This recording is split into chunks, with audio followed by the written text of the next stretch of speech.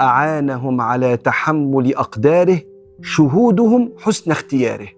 اللي بيعينك على إنك أنت قلبك ما يتهدش في وسط البلاء شهودك حسن اختيار ربنا. فبتقول لربنا رحمتك أرجو، أنا هدور على رحمتك في عز البلاء. لا تكلني إلى نفسي، لأفكاري وشطاني لا تكلني إلى نفسي طرفة عين، وأصلح لي شأني كله لا إله إلا أنت. الموضوع كله عندك. وده دليل لو الذكر ده طلع من قلبك ومن لسانك إنك أنت حميت سندك الأكبر وهو توكلك على ربنا. بسم الله الرحمن الرحيم. ازيكم يا حبايب قلبي؟ عاملين ايه؟ يا رب تكونوا بخير. صباح الفل او مساء الفل على اختي وحبيبتي وامي اللي بتتابعني. وحشتوني كمان مره، وحشتوني. النهارده بقى عندنا روتين في المطبخ واكله جديده مختلفه تماما، يمكن بقالنا كتير ما عملناهاش. وتعالي بقى، لو ولادك مش بيحبوها هخليكي تعمليها بطريقه حلوه ولادك هيحبوها ويطلبوها منك على طول. هي الكشري. تحس ان الولاد كده على طول تاكلوا ايه؟ اي حاجه. طب هنعمل كشري، لا لا لا مش عايزين كشري. طب يلا نجيب كشري من بره، خلاص موافقين. هو انتم منافقين طيب ولا ايه بالظبط؟ انا عايزه افهم لكم حل. فمن ساعتها بقى وانا قلت لازم اعملها بطريقه مختلفه تماما عن اللي هي تبقى حلل حلل حلل ودبكه كتير. لا، انا هعملها في حله واحده والولاد هيحبوها وياكلوها غصب عنهم كمان. يلا بينا نسمي الله ونصلي على الرسول عليه افضل الصلاه والسلام. خدت كده حوالي كوباية كبيرة من العدس اللي هو بجبة، غسلته كويس جدا وحطيت عليه مية ورفعته على النار. في تكاية بعملها وهو العدس بيستوي، بيخلي طعمه حلو جدا، وبيخلي كمان القشرة الخارجية بتاعة العدس ما تتشالش. هقولك عليها دلوقتي عشان انا مش هستخسر فيكي اي معلومة خالص، بس انت ما تستخسريش فيا اللايك. يلا حطيلي لايك، ولو اول مرة تتفرجي على هبة ما تنسيش تعملي اشتراك وتفعلي الجرس على كلمة الكل عشان يوصلك كل الفيديوهات يا ست الكل. حضرت معايا هنا بصلتين، والبصلتين اللي انا بستخدماهم بصلتين كده كبار حلوين كده، يعني ولا كبيرة قوي ولا صغيرة قوي، يعني حجمهم كده حلو ومناسب جدا للأكلة بتاعت النهاردة. قطعت البصلاية نصين علشان خاطر اعرف اقطعها كده شرايح رفيعة جدا، وكمان تديكي نتيجة كويسة. لان لو ماسكه البصلايه كلها على بعضيها مش هتعرفي تعملي اللي انا بعمله، لازم تميليها كده بميله شويه علشان خاطر تديكي نتيجه كويس. لكن اللي انت تاخدي الدايره كلها من فوق دي هيكون صعبه جدا، وحته هتكون سميكه شويه وحته هتكون رقيقه. احنا مش عايزين كده، احنا عايزين كل البصل اللي احنا بنقطعه رقيق جدا عشان لما يتحمر وتسيبيه بره كده في الهواء ينشف ما يطراش ويبقى من جوه طري. قطعت الكمية كلها بالشكل دوت، ويلا بينا نرفعها على النار. حضرت بقى ايه معايا كده شوية زيت محترمين حطيتهم على البصل، وطبعا شغلت النار. انا ما بسخنش الزيت الاول، لان لو سخنت الزيت الاول هنزل البصل هياخد لون معايا بسرعة وهيطرى من جوه. انا مش عايزة كده، انا عايزة البصل ياخد نسبة السوى بتاعة الزيت علشان خاطر يستوي معايا، وطبعا مع الاضافة لرشة ملح بسيطة. تعالي بقى معايا كده نبص على العدس وهو بيتسلق ونشوف هنحط عليه ايه. انا بحط عليه 3 مكونات، التلاتة عبارة عن ملح وكمون وكمان ليمون علشان يديني نتيجة حلوة. ليمون يا هبة؟ ليمون والله، ومعلقة صغيرة من الكمون، والملح بقى على حسب الكمية اللي انت عاملاها. ليمونة كاملة كده عصرتها كلها. تعالي نشوف هنعمل ايه تاني مع بعضينا. في الوقت دوت بقى انا كنت مفرزه كده او عامله شويه طماطم، وانا هحتاج طماطم علشان خاطر الصلصه بتاعه الكشري، فقلت اعمل العصفورين بحجر واروح ضربه كله مع بعضه، والباقي شايلاه في الفريزر، واللي هاخده للكشري هاخده. طبعا انا رحت دلوقتي عند الحوض علشان اصفي كميه الميه الصفرة اللي بتبقى نازله من الطماطم ديت، لاني طبعا مش هنستخدمها. لو انت حابه تستخدميها براحتك، حابه تضربي الطماطم بقلبها براحتك، بس يفضل طبعا اللي انت تشيليها علشان خاطر بس الطماطم تبقى مركزه. هضرب بقى الطماطم دي كلها مع بعضيها، وطبعا لازم تتصفى بالهاند بلندر بقى، او عندك خلاط مش هيقولك لا، على حسب المتوفر عندك. بس طبعا دي احسن طريقه واريح طريقه تقدري تعملي بيها كميه كبيره جدا من الطماطم. انا النهارده الصبح نزلت لكم كده حلقه مخصوصه علشان خاطر الصلصه بتاعه الطماطم. قد ايه الصلصه من اساسيات البيت، او مثلا الطماطم من الاساسيات بتاعه البيت. لازم يكون عندك في الفريزر على الاقل 3 اكياس كده، بجد بينفعوا جدا. غليت بقى واتجننت علينا، هي موجوده عندنا في البيت. ضربت الكميه كلها بالهاند بلندر، وبعد كده جبت بقى المصفى وكمان حله تحتيها كده او طبق، وهبدأ اللي انا اصفيهم كلهم تدريجيا حبة حبة يعني.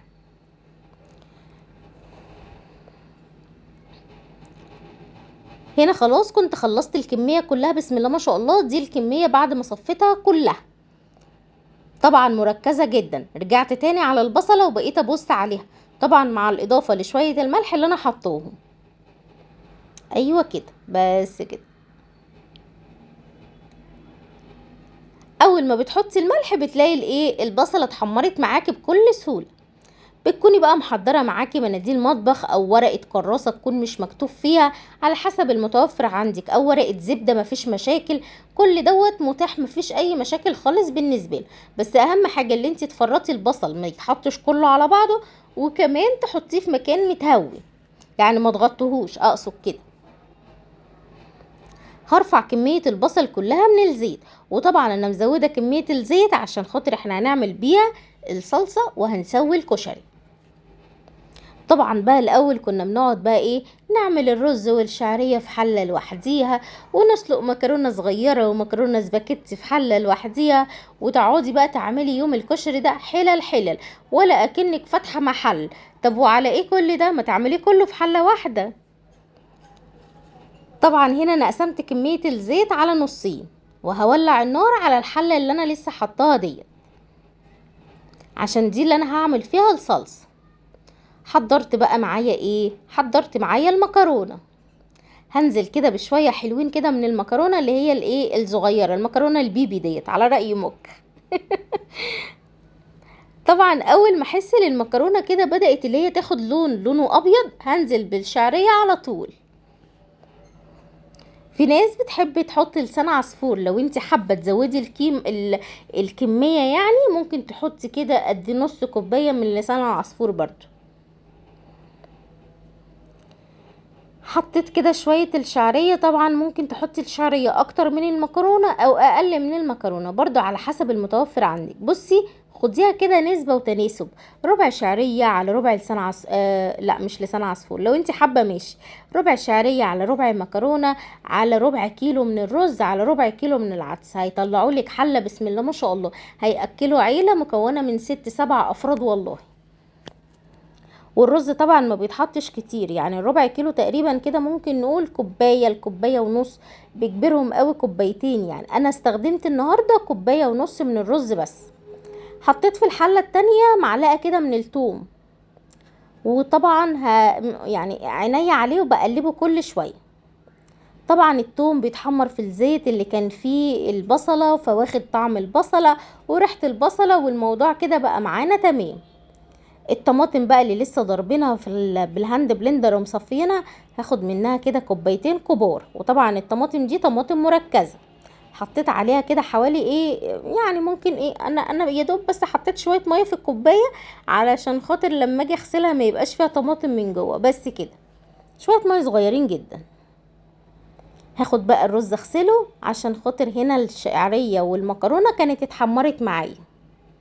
وطبعا العدس معايا على النار وما تهراش، ولا القشره الخارجيه فكت منه، ولا بقى شكله وحش خالص، الواحده بوحديتها. الرز خلاص استوى. استوى ايه؟ اتغسل يا هبه. حاضر يا ست الكل، حاضر، ما تزعقليش كده عشان انا بخاف، حاضر. حطيت بقى كده شويه الملح، اقلب كله مع بعضه. حضرت شويه الميه، بتحطي مقدار الميه اعلى يعني، بتغطي وش الحله كده وبعديها بعقله صباع كده. هتشوفي دلوقتي كله بياخد من سوا بعضه وبيستوي، بيبقى جميل وزي العسل. والملح بقى بتحطيه بقى المقدار اكنك بتسوي رز بالظبط يعني. هنزل بقى اللي ايه الحاجات اللي في الجوانب دي، انا هنا هزود شوية مية كمان يعني، ولا كده كفاية؟ كده كفاية تقريبا. اه هنا بعد ما خد اول غلوة بقى وبدأ يتشرب معايا هنزل بقى العدس هنا لما نزلته كان فيه شوية مية، ما صفيتهمش ولا اي حاجة، خليتهم كده علشان خاطر يكملوا سوا الرز والعدس معايا. هقلب كله مع بعضه وهدي النار واسيبه بقى ياخد ويدي بشكل ودي كده على نار هادية. وكمان الصلصة هنا بدأت اللي هي تدخل معايا في السوا، هحط لها بقى معلقة صلصة طماطم معلبة عشان يبقى لونها حلو كده لو انت حابة، لو مش حابة خلاص بلاش. وهحط شوية كمون وفلفل اسود وملح بس كده. تعالي نعمل بقى الدقة والشطة اللي بيحلوا الايه الكلام. حضرت بقى معايا 3 ليمونات حلوين كده كبار. تصدقي انا لحد دلوقتي ما عملتش عصير ليمونات، افتكرت والله دلوقتي وانا بسجل لكم. ليه يا هبه نسيتي؟ مش عارفه، تصدقوا راح عن بالي خالص مع اني جايبه الليمون عشان ما علينا، خلينا بس الاول في موضوعنا وبعد كده نفكر في الليمونات في وقت تاني خالص. جبت بقى الايه الليمون عصرته كله. عايزين نعمل دقه زي بتاعه المحلات بالظبط، عايزين كشرينا، عارفين كشرينا؟ انا ما اكلتش من عنده قبل كده، بس انا ايه، احنا هنسمي الكشري دوت كشرينا. قولوا لي إيه الفرع بتاع كشرينا ده قريب منكم ولا لا؟ يعني انا قريته قبل كده بس قريته فين انا مش فاكره. حطيت ايه بقى، سيبك بقى من كشرينا وسيبك من الحاجات ديت. حطيت ايه، حطيت الليمون، حطيت شويه خل، حطيت معلقه كده حلوه من الثوم المهروس، وحطيت وهحط كمان شويه ملح وكمان شويه كمون وهحط شويه ميه حلوين. ولا تقولي لي بقى كشري التحرير ولا تقولي لي كشري ابو طارق، كشري هبه لا يعلى عليه. كشري ده ولا مش كشري؟ كشري جامد جمدان، مش قادره اقول لك عامل ازاي. ريحته كانت قلب العماره عندنا. شويه الدقه بقى دول كده اللي يستاهلوا بقك، ولا شويه الشطه اللي زي العسل. خدت بقى من صلصه الطماطم اللي بتتعمل على النار، خدت منها كده حوالي كده ايه مغرفه صغيره، وانزلي بشويه زيت وحطي معلقه شطه كبيره كده محترمه عشان اللي ياخد شويه شطه يحلف بيهم. بس كده كده بقى معانا شطه وشطه صلصه وشطه زيت الاتنين مع بعض، وكمان معانا شويه دقه يستاهلوا بقك. يلا بينا نشوف التقليه بتاعتنا او البصله بتاعتنا اخبارها ايه. مقرمشه وجميله وطعمها حلو، مش ممرره ولا اي حاجه من الملح اللي احنا حاطينه. الملح بيخليها تبقى طعمها مسكر كده. وهنا الكشري كان خلاص خلص معانا، مفلفل وكل حبايه لوحديها زي ما انت شايفه كده، ولا معجن ولا اي حاجه. يلا، واحد وصايه وبيقولوا عليها ايه، واحد وصايه وكملوا ولا واحد كماله؟ كماله صح. واحد وصايه وحصلوا ده، دي في القهوه، احنا دلوقتي في محل كشري، ما تلخبطيش معلوماتي. عملت لهم بقى ايه كل واحد طبق لوحده كده، عملت واحد طبق كماله كماله كده علشان خاطر ايه، والله الطبق دوت انت لو هتجيبي طبق الكشري من بره او علبه الكشري دي عدت ال40 وال45 جنيه، ما بالك بقى انت ايه ممكن تعملي حله كامله بتمن علبه واحده من بره، والبيت كله ياكل ويتبسط وهيحبوه على فكره لان طعمه مختلف تماما. والله طعمه جميل جدا، بالذات الشطه والدقه لو عملتيهم بطريقتي.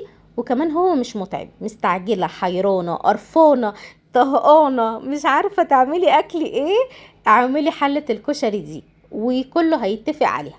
ولو حابه يعني ايه تعملي لهم شويه حركات، اعمل لهم شويه حمص جنبيها بس كده. خلاص خلاص يا ست الكل، الف هنا وشفا. تعالي بقى بعد ما كلنا واتبسطنا والحمد لله وعبيت كمان الصلصه، اتصدم بقى. اتصدمي بقى بايه؟ اتصدم بالمطبخ. عندنا مواعين كتير قوي قوي قوي قوي، بس ان شاء الله باذن الله هتخلص كلها وهنخلي المطبخ نضيف وزي الفل. اول حاجه هعملها هحاول على قد ما اقدر ان انا الم كل الرفايع والكوبايات والاطباق احطها جوه الغساله علشان خاطر اسهل على نفسي شويه. بحاول هنا ان انا اشطف الكوبايات واشطف الاطباق. الكوبايات اللي بشطفها بحطها في الغسالة، والاطباق ببدأ اللي انا احطها كده على الرف بتاع الرخامة علشان خاطر ايه اللي اشطفه انزل الاطباق كلها مرة واحدة ارصها من تحت. عندي شوية مواعين كتار قوي بصراحة، فربنا يقدرني واعملهم كلهم. كل يوم اقعد اقول ايه خليني اللي انا اعمل المطبخ النهارده، فادخل المطبخ اتصدم من كمية المواعين وكمية الكركبة اللي موجودة فيه، فاقول خليني لبكرة، بكرة مش مشكلة نصبن المطبخ ونخليه نضيف وزي الفل. وبعد كده يجي بكرة احس ان الموضوع بالنسبة لي بقى صعب قوي، خلينا لبعده ويجي بعده نفس القصة، ما بالك بقى ايه يعني، حرام ده ولا حلال؟ انا مالي قربت على أبلة فضيلة كده ليه؟ أبلة فضيلة وأيام أبلة فضيلة، فاكرينها ولا مش فاكرينها؟ يلا الحمد لله على كل حال. هنا بقى خلصت الكوبايات كلها ومليت الرف، نزلت بقى على الغسالة من تحت كده وبدأت احط الاطباق اللي انا لسه شطفاها معاكم. طبعا واحنا واقفين بنغسل المواعين بندعي ونستغفر ونحمد ربنا. خلي على طول في بقك ذكر الله، وان شاء الله باذن الله ربنا هيبقى معاكي طول الوقت. اي استشاره خدي استشاره ربنا، اي حاجه واقفه فيها ومش عارفه تحليها او حاسه ان انتي مخنوقه ومتضايقه، خدي استشاره ربنا فيها.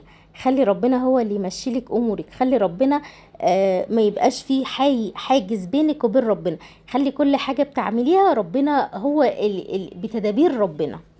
خلاص كده خلصت، خلاص يا ست الكل خلصت الحمد لله. نشغل بقى الغسالة ونسيبها شغالة كده وتعيش حياتها، نكون احنا خلصنا بقية المواعين اللي فوق.